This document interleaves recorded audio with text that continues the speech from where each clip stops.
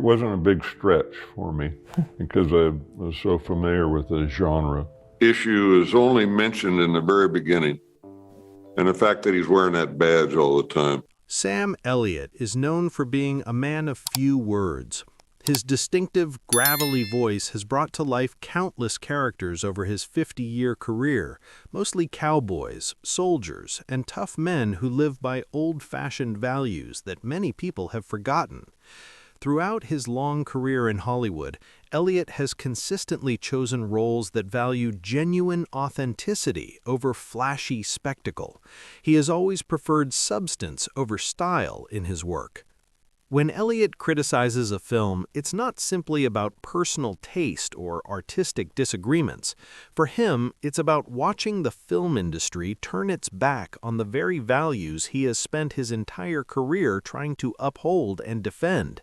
These values include honesty in storytelling, quality craftsmanship, and showing respect for the audience. To truly understand why Elliott dislikes certain films, you need to understand what he represents in the world of cinema.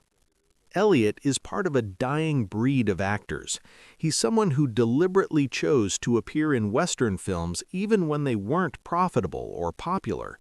He played supporting characters with more dignity and authenticity than many actors bring to leading roles. He has always valued telling the truth through his performances, rather than simply chasing whatever trends are popular at the moment. Elliott built his entire reputation on work that feels earned and real, never manufactured or fake. The characters he plays exist in the real world, not in some fantasy version that Hollywood often creates. There are certain films that violate everything Elliott believes cinema should represent. These movies prioritize visual spectacle over meaningful storytelling. They manufacture fake emotions that haven't been properly earned through the narrative. They insult the intelligence of audiences with lazy writing and cheap shortcuts. Some of these films made enormous amounts of money at the box office. Some even won prestigious awards. However, to Sam Elliott, they represent everything that is cynical and dishonest about modern Hollywood. The Fast and Furious franchise is one series that particularly troubles Elliott. These films make massive amounts of money at the box office. In them, cars fly between skyscrapers in impossible ways. Characters survive crashes that should kill them. The laws of physics simply don't exist in this universe. Elliott sees these films as representing the death of action filmmaking that actually carries meaning and weight. It's all spectacle without any real stakes, danger without any real consequences, and audiences consume it eagerly because the explosions are loud and entertaining enough. Elliott came up through the ranks making westerns and war films where action sequences had real weight and meaning. When someone got shot in a film directed by Sam Peckinpah, for example, it mattered to the story and characters. The violence was brutal and felt real. The Fast and Furious franchise treats destruction like a video game instead. Cars worth millions of dollars get destroyed for laughs. People who should die from their injuries simply walk away without a scratch.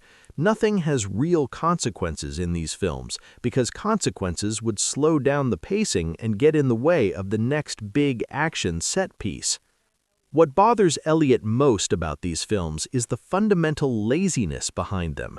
These movies don't need to make logical sense because the target audience doesn't seem to care about that. The filmmakers just need to give viewers louder explosions and more impossible stunts. Nobody asks why events happen or how they're possible. Elliott built his entire career on films that respected basic physics, human mortality, and the natural limitations of what human beings can actually do. The Fast and Furious franchise abandons all of those principles in favor of cartoon action featuring real actors. The film adaptation of Cats from 2019 is another movie that Elliot believes shouldn't exist at all. Director Tom Hooper made bizarre creative choices that make everyone who watches it uncomfortable. The computer-generated imagery is genuinely disturbing. The sense of scale is completely wrong. Nothing about the film works on any level whatsoever. Elliot sees it as absolute proof that Hollywood has completely lost touch with what audiences actually want to see. It demonstrates that simply throwing enormous amounts of money at terrible ideas doesn't somehow make those ideas less terrible. Elliot values common sense in filmmaking. If something doesn't work when you read it on the page, it's not going to magically work when you see it on the screen. Cats didn't work as a basic concept from the very beginning. Creating photorealistic cats with human faces was never going to result in anything except nightmare fuel that disturbs viewers. Despite this obvious problem, Universal Studios spent $100 million discovering what should have been obvious from the start, simply because nobody had the courage to kill the project early in development. What this film represents to Elliot is everything wrong with how modern studios make films. Nobody questions bad ideas if those ideas come from people who have been successful in the past. Nobody stops productions that clearly aren't working. They just keep spending money and hoping for the best possible outcome. The result is expensive disasters that prove money cannot replace basic human judgment and common sense. Jupiter Ascending from 2015 cost nearly $200 million to produce. The Wachowskis created elaborate fictional worlds and complex mythology, and Elliot couldn't follow the plot for more than 10 minutes. It's science fiction so unnecessarily convoluted that nobody involved in making it seems to understand what's actually happening in the story. That's not artistic ambition, that's self-indulgence being mistaken for creative vision. Elliot appreciates films that respect the audience enough to tell their stories clearly. You can absolutely make complicated stories work if you genuinely care about making them understandable to viewers. Jupiter Ascending doesn't even bother trying. Characters constantly explain things to each other throughout the film, but nothing actually makes sense to the audience. The world building is so incredibly dense and complicated that you can't follow the actual story being told. By the end of the film, you've watched 2 full hours of expensive visual effects without understanding or caring about what happened to any of the characters. What frustrates Elliot deeply is the massive waste involved. All that money and all that talent produces something completely incomprehensible to audiences. The Wachowskis previously made The Matrix, which was intellectually complex but still clear and understandable. Jupiter Ascending is complex purely for the sake of complexity itself. It represents filmmakers disappearing into their own elaborate mythology without ever considering whether audiences can actually follow them there. 50 Shades of Grey from 2015 made billions of dollars by selling women a fantasy of being controlled by a wealthy, powerful man. Elliot sees it as one of the most toxic films in modern cinema. This isn't because of the sexual content itself, but because the film romanticizes every single warning sign of an abusive relationship, and millions of people consumed it as aspirational romance that they should want in their own lives. Elliot has played complicated men in relationships throughout his career, characters with serious flaws and inner darkness. However, those films never pretended that toxic behavior was actually love. 50 Shades does exactly that throughout its runtime. The character Christian Grey stalks, controls, and isolates Anastasia from her friends and family. The film frames all of this disturbing behavior as intensity and romantic passion. That's genuinely dangerous storytelling that teaches terrible lessons to impressionable viewers. What makes Elliot hate this film is its massive cultural impact. It became a cultural phenomenon. Women brought their daughters to see it in theaters. Hollywood looked at its commercial success and learned the wrong lesson, that you can sell abusive behavior as romance if the man happens to be rich and handsome enough. Elliot values honesty and storytelling above everything else. 50 Shades is fundamentally dishonest at its very core. The Emoji Movie from 2017 exists for one single reason: to sell phone applications to children. It's 90 minutes of product placement disguised as family entertainment. Elliot sees it as final proof that Hollywood will make absolutely anything if it might generate revenue. He believes it shows that artistic merit no longer factors into decisions about which films get made. Elliot grew up during a time when family films still maintained certain standards of quality. Even children's movies tried to tell actual stories with real characters that kids could relate to. The Emoji Movie doesn't bother with any of that. It's just recognizable icons moving through what is essentially an advertisement for apps and phone features. Children deserve better than corporate marketing dressed up as entertainment. What this film represents to Elliot is Hollywood's complete loss of shame about what it produces. Sony looked at emojis and thought they should make a movie without ever considering whether that idea had any artistic merit whatsoever. The result is exactly what anyone should have expected: empty, cynical, and forgotten by audiences the moment it ends. Holmes and Watson from 2018 paired Will Ferrell and John C. Reilly in a comedy about Sherlock Holmes. It's aggressively unfunny throughout its runtime. The jokes simply don't land with audiences. The physical comedy feels desperate and forced. Elliot sees it as proof that star power cannot compensate for fundamentally lazy writing, that audiences have limits even for actors they usually love and support.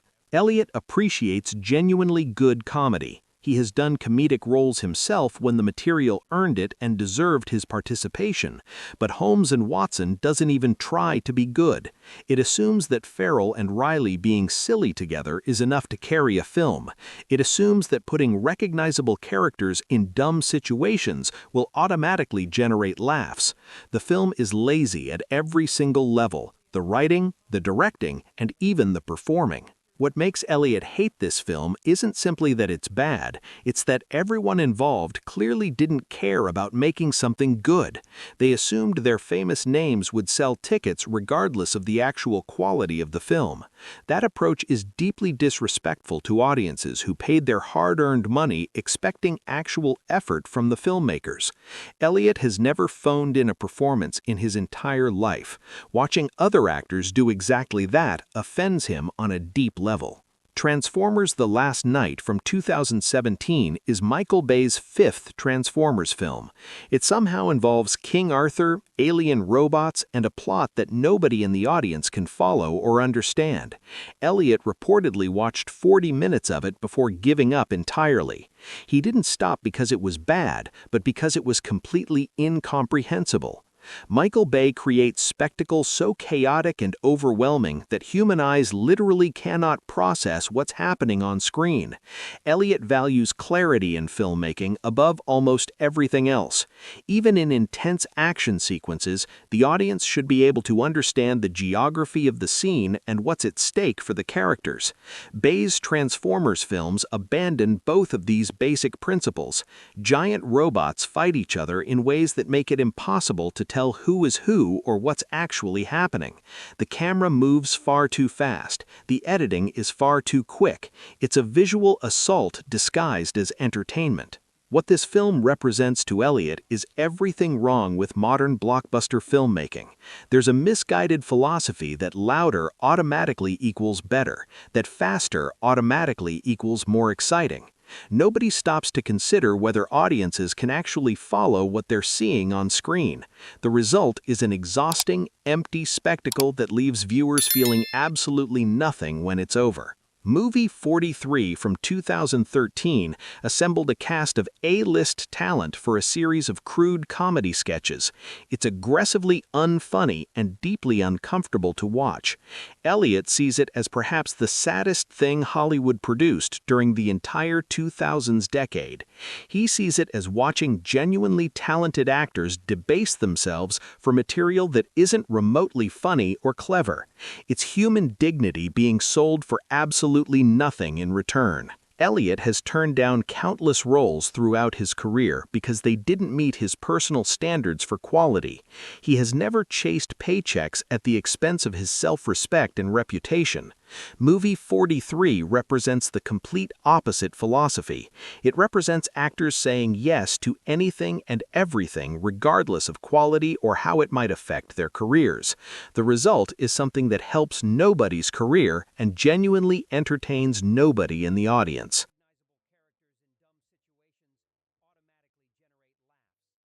Jack and Jill from 2011 features Adam Sandler playing both a man and his twin sister.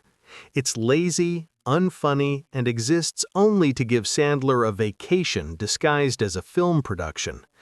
Elliot sees it as the ultimate insult to audiences. It's a film that doesn't even pretend to try to be good. It assumes that people will watch anything with Sandler's name attached to it. Elliot respects actors who take their work seriously and with professionalism. Sandler clearly stopped caring about quality years before he made Jack and Jill. The film is 90 minutes of what feels like cruise ship entertainment, filled with celebrity cameos and product placement. It's not real cinema. It's barely even content. Yet the film still made money at the box office because Sandler's brand was strong enough to survive complete artistic bankruptcy.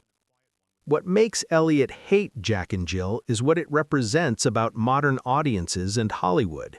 It shows that audiences will accept anything if it's marketed properly to them. It proves that effort and quality don't actually matter if the star is famous enough. Elliot spent 50 years earning respect through consistently quality work.